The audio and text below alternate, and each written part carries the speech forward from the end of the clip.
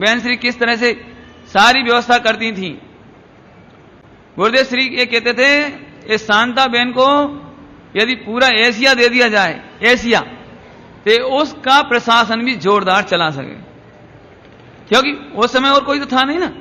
तो बहन ही आगे बढ़ बढ़ करके एक चीज लाना है, इतनी द्रव्य लगेगी, ऐसे करना पड़ेगा, इतने टाइम पर प्रवचन होगा, ऐसे ही करना, ऐसे बैठना, बहनों को ऐसे बिठाना, ऐसे भाइयों को, पूरा प्रशासन बहनों के लिए, जो 6 ब्रह्मचारिणी बहनें, सबके लिए एक एक क्या कहना शिखामण।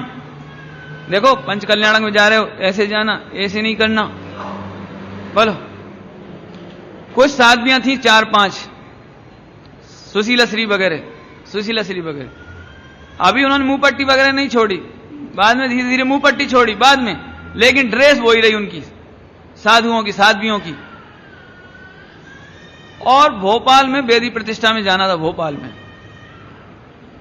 तो बहन श्री ने बुला लिया कि देखो तुम हमारे साथ नहीं जाना, तुम हमारे साथ नहीं जाना। क्यों? क्यों तुम पात्रा रखते हो, तुम ये कपड़ा पहने रहते हो, तो दिगंबर लोग क्या सोचेंगे, ये श्वेतांबर हैं।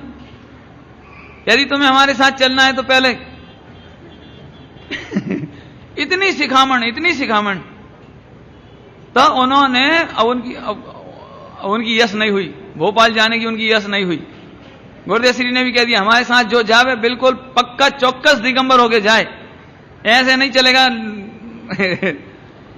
तो उनको जाना तो था, अब करें क्या, क्योंकि गुरुदेव श्री का लाभ तो छोड़ने का कोई इच्छा होती नहीं थी। तो रेलगाड़ी में बैठे बैठे वो बताती हैं, हम भोपाल के रेलवे स्टेशन पे हमने कपड़े रेल में हमने कपड़े बदले, वो कपड़े छोड़े और दूसरे कपड़े पहने, और वहां से वो पात्रा छोड़ा। पात्रा छोड़ करके स्टील के बर्तन रखती थी, तो वो स्टील के बर्तन भी छोड़े। इतना कहने मतलब है कि इतनी शिखामण। अभी आने तो तीर्थ यात्रा का वर्णन तब और बताऊंगा आपको कि कैसी कैसी शिक्षाएं देती थी ये बहनें। माने गुरुदेव श्री बहुत प्रसन्न कि यदि प्रशासन सौंप दिया जाए तो सारा काम चौकस होवे, कोई चीज की कमी नहीं। कभी गुरुदेव श्री को यह चिंता नहीं कि ऐसा काम क्यों नहीं हुआ है, ये गलती क्यों हुई, मंदिर में ऐसा क्यों नहीं हुआ।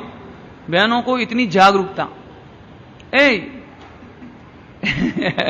उन 2 बहनों की बात नहीं चल रही, अपने मंदिरों में भी बहनों को इतना जागरूक रहना चाहिए।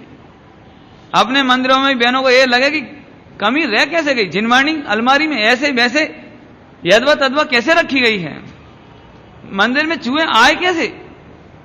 जरूर चावल पड़े रहते होंगे, हैं? आज चावल पड़े रहेंगे, चूहे पड़ जाएंगे तो फिर आपको जिंदगी भर की दिक्कत है। सावधान। एक चिटक, क्या बोलते हैं, नारियल की नैवेद्य चढ़ाने की चिटक, वो जमीन पर पड़ी है, अभी चींटी आ जाएंगी, फिर मरेंगी। पड़ी कैसे रही? मैं अभी कह देता हूं आपको, बहन श्री जो शिखामण देते थे वो मैं आपको बता रहा हूं कि मंदिर आप बनाओगे, जब बना लेना अशोक भाई, नहीं सब लोग सावधान। मंदिर में इतनी बहनें होवे, भाई होवे, नीचे चावल पड़े हो, कोई चीज पड़ी हो, उठा लो। झिनवाणी कहीं आड़ी तिरछी रखी हो, बराबर विराजमान करो, क्या दिक्कत है।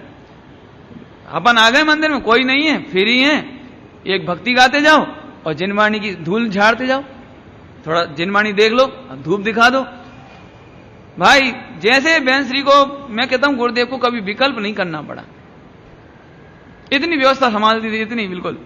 माने जिन बहन श्री को हम केवल ये समझते हैं कि वे पूज्य बनकर बैठी रही होंगी, ऐसा नहीं था, बल्कि उनके आदर में इतना बड़ा समर्पण था देवशास्त्र गुरु के प्रति, गुरुदेव श्री के प्रति इतनी अर्पण था कि गुरुदेव श्री को विकल्प नहीं हो जावे।